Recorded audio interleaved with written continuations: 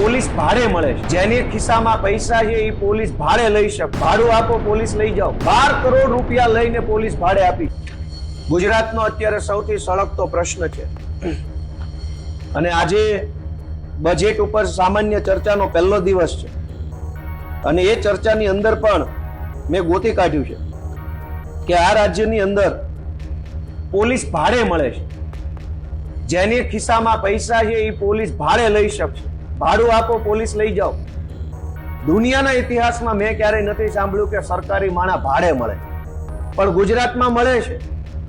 મેં પણ પોલીસમાં નોકરી કરી છે। અહીંયા આજે મને કહેતા બહુ દુઃખ થાય છે। એનું કાયદામાં શબ્દ આપ્યો છે ઓન પેમેન્ટ બંદોબસ્ત। પૈસા આપો ને બંદોબસ્ત લઈ જાઓ। હવે મારે કોઈ રાકેશભાઈ ઉપર દુશ્મની છે ને રાકેશભાઈને બે ધોકા મારવા માટે બંદોબસ્ત જોઈએ તો મને ઓન પેમેન્ટ બંદોબસ્ત આપશે? નહીં આપે।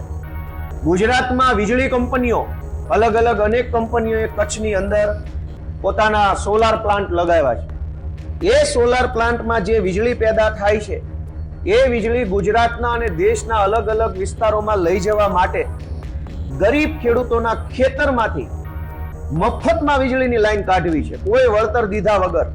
કરોડો રૂપિયાની જમીનને કોડીનું વળતર, 10 લાખ રૂપિયા વીઘો વાળી જમીન હોય એને વળતર આપે છે 20,000।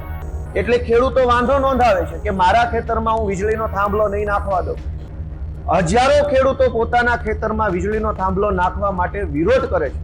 વિરોધનો એક જ વાંધો છે કે જે વીજળી કંપની આ થાંભલા નાખે છે એ કંપની તો વર્ષો સુધી કરોડો રૂપિયા કમાશે, પણ થાંભલો જેના ખેતરમાં છે એ ખેડૂતને વળતર કેમ નહીં? એટલે ખેડૂતો જ્યારે વાંધો લઈ રહ્યા છે ત્યારે કંપનીઓ અને સરકાર શું કરે છે કે કંપની સરકાર પાસેથી પોલીસ ભાડે માંગે છે કે અમારે જબરજસ્તીથી, દાદાગીરીથી, ગુંડાગીરી કરીને ખેતરમાં થાંભલો નાખવો છે તો તમારી પોલીસ અમને ભાડે આપો। સરકારે કચ્છ જિલ્લામાં માત્ર છેલ્લા 2 વર્ષમાં તમને આશ્ચર્ય થશે, કચ્છ જિલ્લાની અંદર માત્ર છેલ્લા 2 વર્ષમાં ઓછામાં ઓછા 12 કરોડ રૂપિયા લઈને પોલીસ ભાડે આપી છે। 12 કરોડ રૂપિયા કંપની પાસેથી સરકારે લીધા, પોલીસ ભાડે આપી।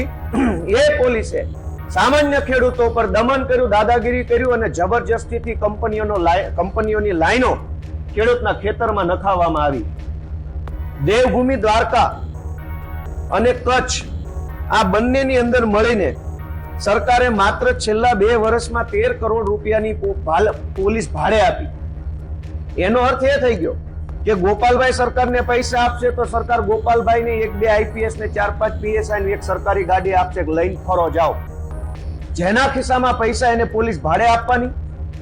આ તો દાદાગીરી કહેવાય, આ તો અન્યાય કહેવાય। પોલીસ લોકો માટે છે કે કંપનીઓ માટે છે?